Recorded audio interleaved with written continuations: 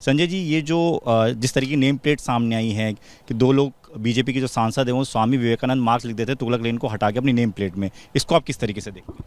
देखिए, मुझे लगता है कि ये अपनी देशभक्ति का प्रदर्शन करना चाहते हैं।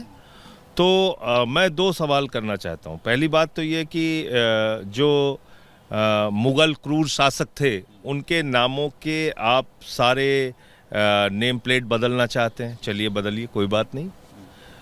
तो फिर मुग़ल शासक शाहजहां ने जो ताजमहल बनवाया उसको दिखाने के लिए आप ओबामा को ले जाते हैं, उसको दिखाने के लिए आप ट्रंप को ले जाते हैं, उसको दिखाने के लिए आप ट्रूडो को ले जाते हैं।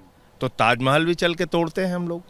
फिर ये जो लाल किला है ये शाहजहां ने बनवाया, वो भी मुग़ल शासक था।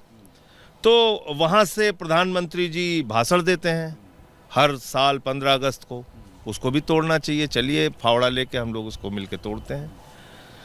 मुझे लगता है कि मुग़ल जितने भी क्रूर शासक हैं उनके ऊपर चर्चा होनी चाहिए, और अगर आपको यही सब काम करना है बिल्कुल करिए, कोई दिक्कत नहीं है। लेकिन मेरा एक सवाल है कि 200 साल अंग्रेजों का गुलाम रहा हिंदुस्तान, जलियांवाला बाग कांड किया अंग्रेजों ने, हमारे लाखों लोगों को मौत के घाट उतारा अंग्रेजों ने, शहीद आजम भगत सिंह को फांसी के फंदे पे चढ़ाया, शहीद सुखदेव, राजगुरु, शहीद अशफाक उल्लाह, शहीद रामप्रसाद बिस्मिल, शहीद रोशन सिंह, शहीद राजेंद्र लहड़ी, शहीद खुदीराम बोस। इन लोगों को मौत के घाट पहुंचाने वाले कौन थे? क्रूर अंग्रेज शासक। अगर हिम्मत है बीजेपी वालों में, यहाँ पे लेडी हार्डिंग हॉस्पिटल बना हुआ है, वो किसके नाम पे है? लॉर्ड हार्डिंग जो वायसराय था हिंदुस्तान का, उसकी पत्नी के नाम पे यह हॉस्पिटल बना है। चलो मिटाओ इसको। क्यों बात नहीं करते अंग्रेजों के शासनकाल की? क्योंकि जब आप अंग्रेजों के शासनकाल की बात करेंगे तो आपको आरएसएस की गद्दारी की बात करनी पड़ेगी।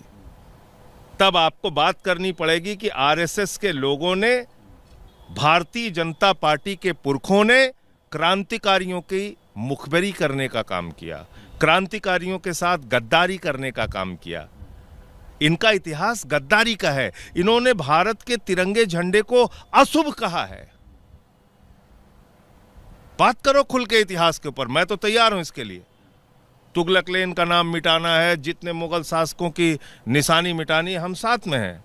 लेकिन अंग्रेजों पे बात करो, और तुम्हारे जो पुरखे आरएसएस के लोग, जिन लोगों ने क्रांतिकारियों के साथ गद्दारी की, उसकी खुली चर्चा होनी चाहिए, और आरएसएस को माफ़ी मांगनी चाहिए कि उसने क्यों तिरंगे झंडे को अशुभ कहा, क्यों उन्होंने क्रांतिकारियों के साथ उनके पुरखों ने गद्दारी की, क्यों आज़ादी के आंदोलन में श्यामा प्रसाद मुखर्जी ने अंग्रेज गवर्नर को चिट्ठी लिख के कहा कि इस भारत छोड़ो आंदोलन को कुचल देना चाहिए।